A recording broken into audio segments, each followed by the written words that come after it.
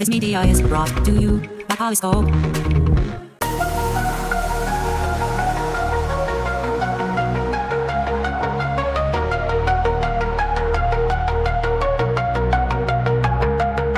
In the realm of tomorrow, where techniques mind, we ponder, we dream.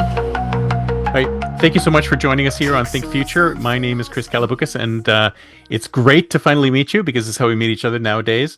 So why don't you tell us a little bit about yourself and your organization and what you're passionate about? Sure. So I focus on trust-based selling. My name's Ari Galper, obviously. And basically, over the last 25 years, I've been working intently on solving one problem.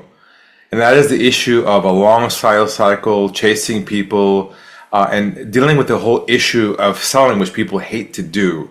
So I realized the answer to all this is replacing selling altogether with trust building instead. It's a different concept conceptually, but once you understand the difference between the two, you realize why selling itself is become a commodity and trust building has become a differentiator. And that's the whole concept we're going to talk about. It's funny you should mention that because I completely agree with everything you're saying, because this exact same thing happened to me. So I'm not really a salesperson, right? But I used to work for a web design firm here in California, and one day right after 9/11, things went really bad. And I'm a technologist, so I've always been a technologist. And they said, listen, you can stay on, but you have to sell. And I'm like, I didn't know the first thing about selling. Nothing.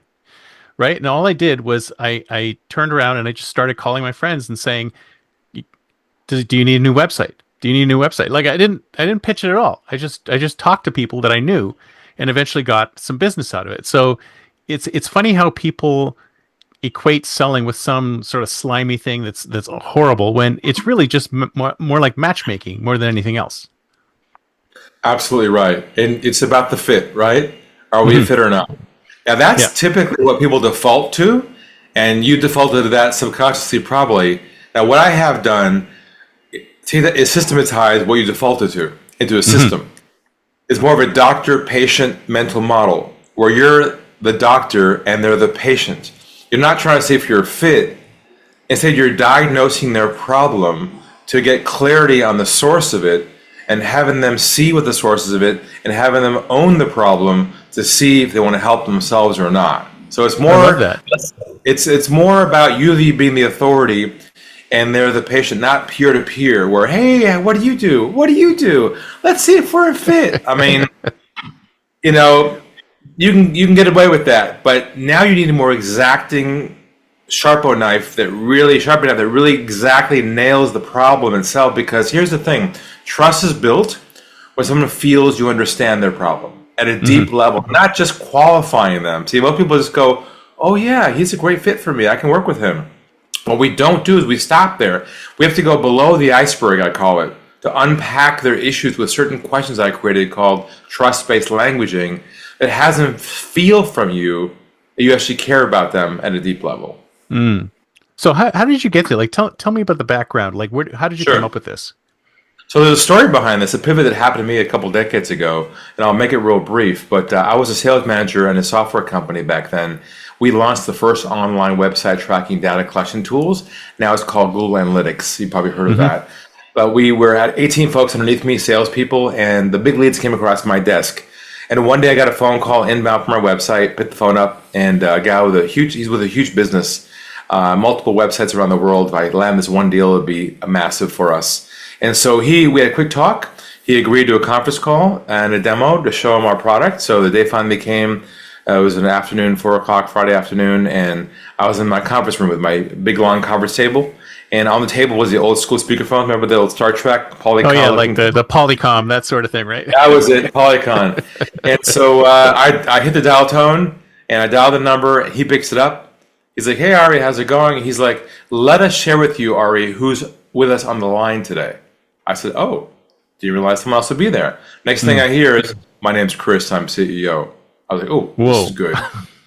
My name's Mike, I'm head of global IT. Oh, this is good too. My name is Julian, head of global marketing. Amazing. Like everybody on this call was a decision maker. If it's going to happen, It's going to happen today. They're all there in one spot.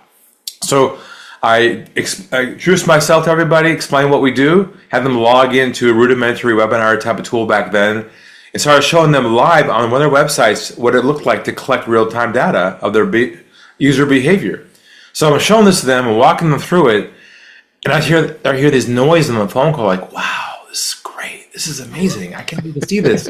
They start asking me all kinds of questions. How does it work? How do we install it? What's technology? There was so much chemistry on this phone call, Chris. It was like a love fest on the phone. I love it. You know what I'm talking about? They got the questions. You got the answers. You're saying to yourself, we're a perfect fit. This is great. This is amazing. Yeah. An hour goes by. They're loving this thing. They can't believe what the possibilities were. At the end of the call, my contact says to me, Ari, this is great. Give us a call a couple of weeks. Follow up with us, and we'll move this thing forward. Nice. I was like, oh my God, thank you, I God. love it. I was so excited. I said my goodbyes, took my hand to reach for the phone, to hit the off button, and by complete accident, instead of the speakerphone button, I hit the mute button instead. They were right next to each other. And a small click happened, and they thought I hung up the phone. In that split second, a voice inside of me said, Ari, go to the dark side. Be a fly in the wall. Go where no one's ever gone before in the world of sales. So I pulled my thumb back for a couple seconds. They started talking amongst themselves, thinking I had left the call. Oh, boy. You know what? I would have done the same thing. I probably would have done the same thing. You probably shouldn't have, but I probably would have. So I was waiting to hear the positive things they told me before. Yeah. I was waiting to hear things like, hey, this is great. But let me share with you and your listeners today what I heard word for word. It's why we're all here today. Here's what they said. They said, we're not going to go with him. Keep using him for more information. And make sure we shop someplace else cheaper. Knife and twist. I was in a state of shock. Yeah. And I snapped out of it, hit the off button, looked at myself at the wall, and I said to myself, what did I do wrong? I was competent. I was friendly. I wasn't pushy. I gave them value. I gave them education. I did everything I was taught to do by the book. Check box, check box, check box. Yeah. And they still lied. It was a perfect call. It was a perfect sales call, but they felt comfortable not telling me the truth. Right. I said to myself, this is all wrong. This whole concept of selling is wrong. It has become a game. It has become a dysfunctional relationship where two parties aren't comfortable telling each other the truth. Yes, absolutely. That's exactly what it is. And that's where I decided to launch my own philosophy, my own premise called Unlock the Sales Game that challenges the notion of the goal of selling itself, where the goal is not to make the sale anymore. The goal is to only build trust with somebody where they say to you, ultimately, how can you help me? Mm-hmm. And that's the premise. That seems a very different paradigm. Like how would you take somebody who knows the old way of doing things and get them to sort of move to the new one? It is a transformation, and it's not easy. You have to let go of all the brainwashing and conditioning that you think you should be doing. See, we've been trained to sell, which means we have to follow up, educate, do free consulting, become their friend. You know what? We become the pharmacist and the doctor all in one. We give them ideas, we ask questions, become friends. It's such a mess. Yeah. And then in the end it's like they shop with somebody else. Exactly. Yeah, because they're in shopping mode. That's their mindset. That's what I call the trust recession we are in right now, where our buyers are now shopping you, and we're a commodity. So if you don't redirect that process, see, they think they're walking to a shopping mall. You have to realize they open the doctor's clinic door, and you're in your office, in the doctor's office, and you're asking them to diagnose their problem. And I've got a process for that called the one-call sale, which I can walk you through to give you an idea behind this. Mm-hmm. No, I mean, but the question is that how do you move buyers who are in the shopping mall mode into the doctor's office mode? Through an intervention. you get them into a room and get all their loved ones into a room. And yes! You gotta de-brainwash them. You gotta detox them.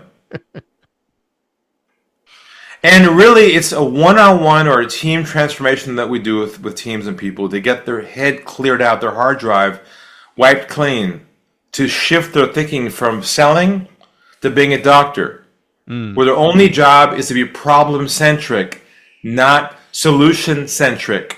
Because, see, we love what we do. We meet somebody who's got a problem that we can help them solve. We can't help ourselves but to tell them about it. Right. Here's my solution.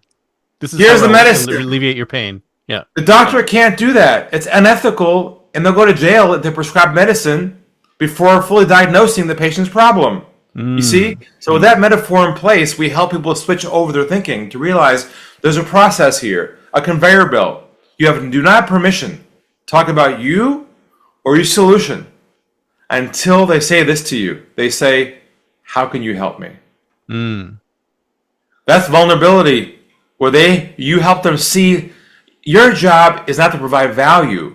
Your job is to provide clarity on their own problem. How many times you meet with a client, they say to you, my problem's X, turns out it's Y. Because they can't diagnose themselves. No. That's why we go to a doctor. But how do you see? I'm trying to figure out how you would do sales communications in that kind of mindset, because sales communications are all driven by here's what I can solve for you, and we don't even know what the problem is.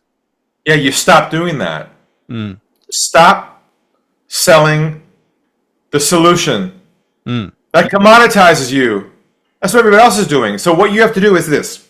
You have to make a list of the top 5 core problems that go away when they implement your solution. Go back to your client base and ask yourself or ask them, what are the 5 things that went away that are gone now because we work with you? Those become your core problems you help people solve, okay? Then you market those problems outbound to your pool of ideal clients. Say they're in a pond where you can fish them out based on their problems, because trust is built when somebody feels you understand their problem. They don't care about the solution. Now, they might say to you, hi, I'm looking for some help with X. Can you guys help me? Now, just because it's like going to a doctor and say, my shoulder hurts, I want that medicine. Doctor's like, whoa. Slow down a second here, buddy. Let me tell you how this works. Step 1 is, I need to do an MRI and diagnose your problem. I'll tell you the results of that. Then I'll recommend things to you, and you have to decide if you want to do it or not. That's the process we have here. So I just role-playing with you a process map, so to speak. You have to walk your prospects through to retrain their thinking on how you work. Otherwise, you're just giving them what they want at any time you want. You're subservient to the buyers, which is wrong. But it's like, how do you sell? I mean, I can understand selling solutions, but how do you sell problems? Do you just go out there and say, hey, here's a problem and we know you have it, and that's it? Well, yeah. Step 1, you target your ideal niche lane or your ideal market that you want to go after. Let's just say you're going after financial advisors or whoever your client base is. Then you identify the 3, 4, 5 core problems. Then what you do is you take those issues and use multiple ways to contact people. One might be an email or LinkedIn. You say, I'm just curious. Would you happen to have any of these issues right now going on inside your business that might be affecting your bottom line? Not, we do software that helps your business grow. See the difference? Because that's the typical. That's the commoditization of selling. Right. Game over. You lose at hello. Hi, my name is over. This is a total exactly right. surgical removal of everything you're doing now related to selling. I'll give you an example. I'll tell everyone of my clients, stop using this phrase forever as of today. And here it comes. Never again use the phrase follow-up ever again as of today. Wait a minute. Follow-up is 80% of business. What are you talking about? Follow-up is a sales word. When you say, hi, I'm giving you a call to follow up, that tells them you're trying to move things towards what? The sale. The sale. Yep. Do not use follow-up ever again, your email or voice ever. Here's what you say instead. I'm giving you a call to see if you have any feedback on our previous conversations. Any feedback on our last meeting. Any feedback's going away from the sale, it's going backwards to the problem. You have to be anchored on the issue all the way through. Do not talk about your solution until they're ready. I love it. I love it. But I still like, we are living in the most cacophonous environment ever. Is that how you stand out, by using this completely alternative method? Okay, you're on the right track now. The big picture is this. In a day and age of commoditization of solutions, the only way to win the game is to differentiate not by your solution, but differentiate by your approach itself. How you engage, the experience that they have with you, the content that you use, that has to be all changed where it's a trust-based model. Where it's not a funnel anymore. See, most people work off this concept with a funnel, the funnel concept. Yeah. At the top of the funnel, you put one in the top as much as you can. Social media, blah, everything. Then you get leads and you work those leads. You qualify them, follow up with them, chase them, they don't call you back. But at the end of the day, a couple of marbles come out. That's your right. world. It's called high volume, low conversion. That's everyone's mindset right now. It's a norm. Right. Our version of the world is, don't use a sales funnel, use a sales cylinder, where it's the same narrow at the top and the bottom. You only put at the top your ideal clients. There's no qualifying in the middle of that or chasing.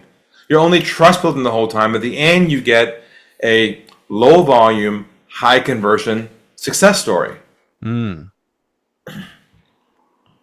you have to do a lot of work up front to make sure the ones who are going into the cylinder at the beginning are likely to be the ones who are going to come out at the end.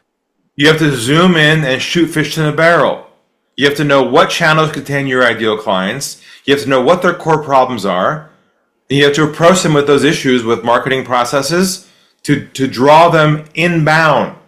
You have to draw them to you, not outbound. Can we have a meeting? No.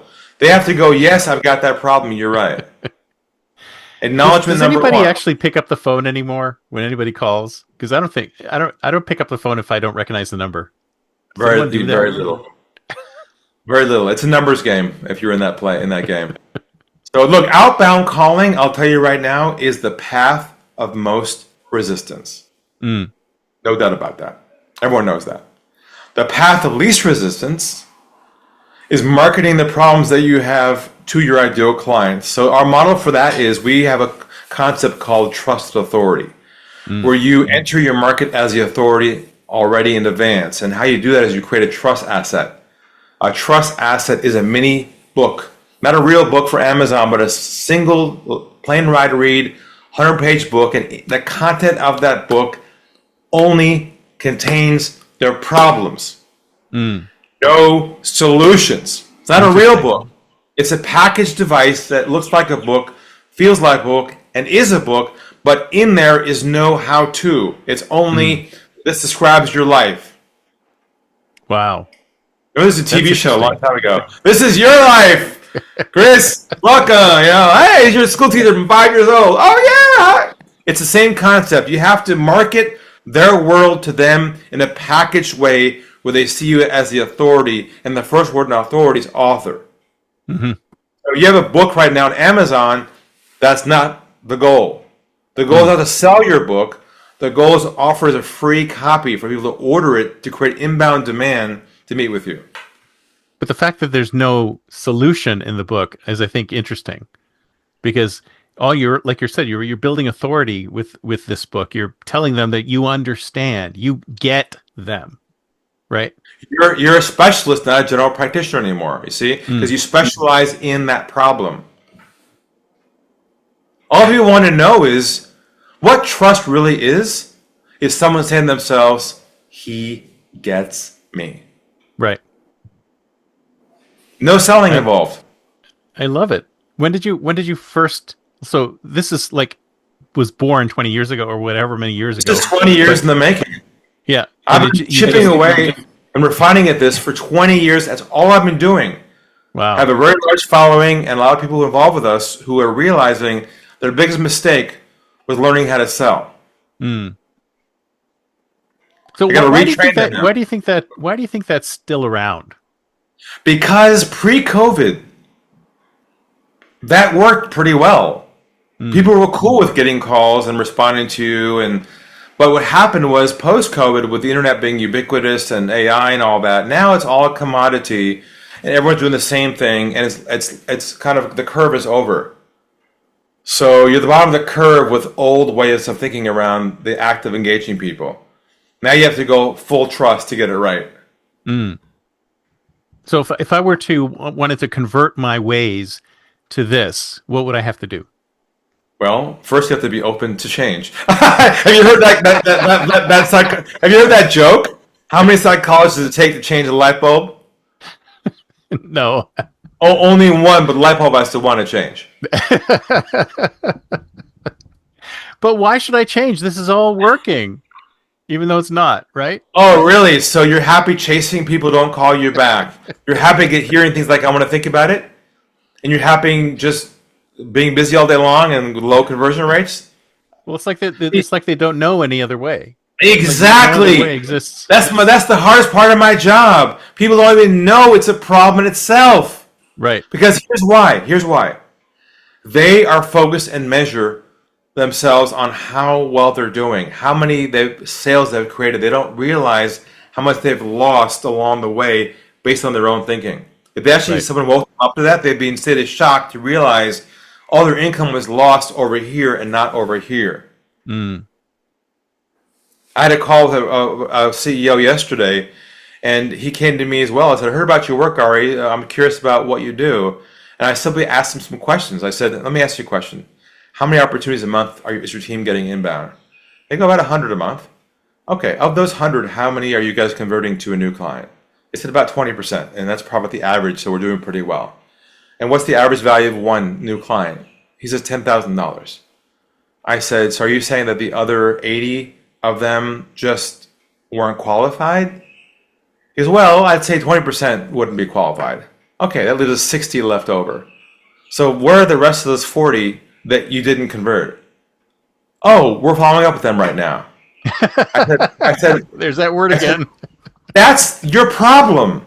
You left double your business behind you in your own backyard because you're selling and not trust building. Why don't we go back and convert 20% more a year and focus only on that problem without a penny more in marketing? He goes, I never thought about that. Wow. So this is really disruptive. I can see. It sounds like you've had pushback though, haven't you, on this idea? Oh yeah. For many years, I've been attacked. Had bullets thrown at me, and thought I made no sense.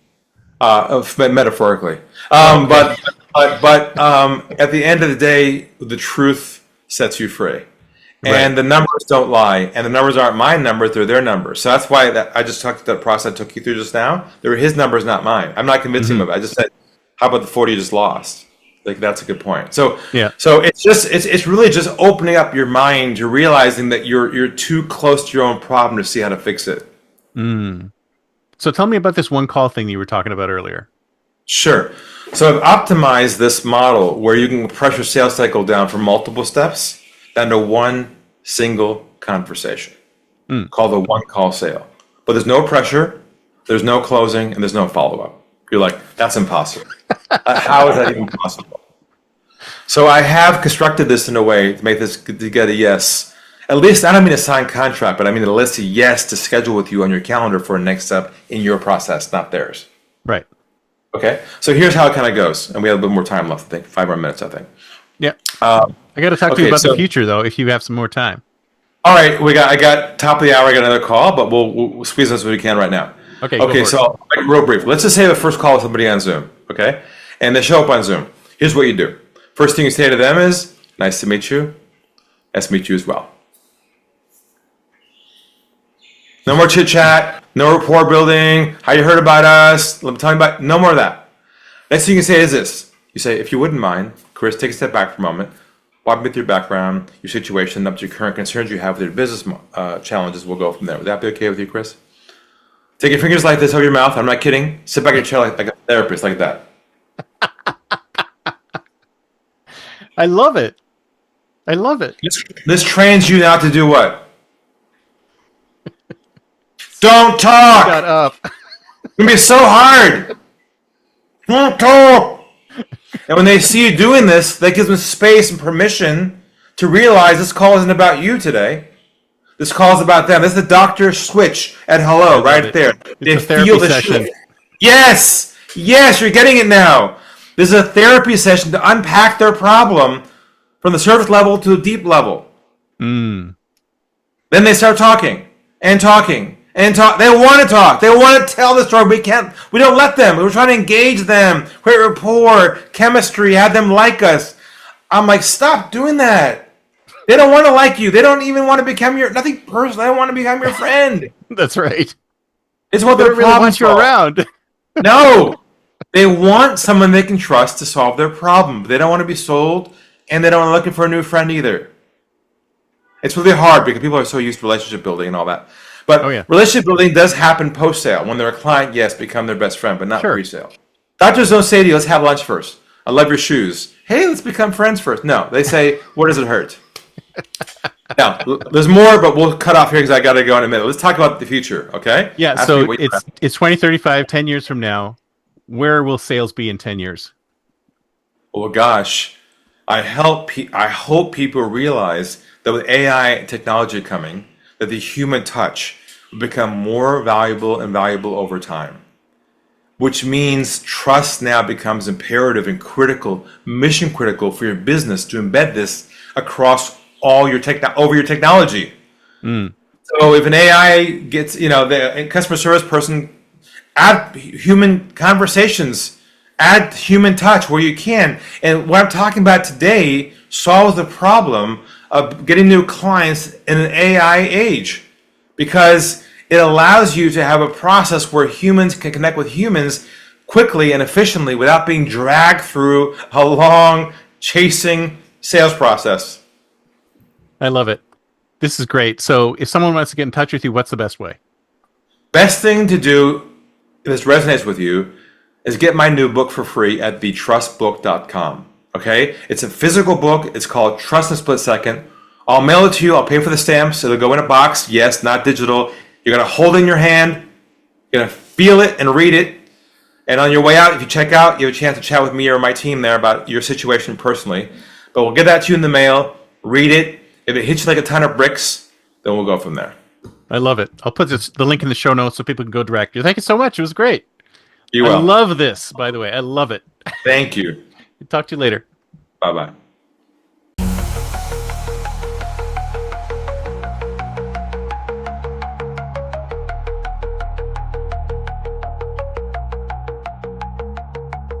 Pixels and philosophies merge and mold, a future untold, unseen.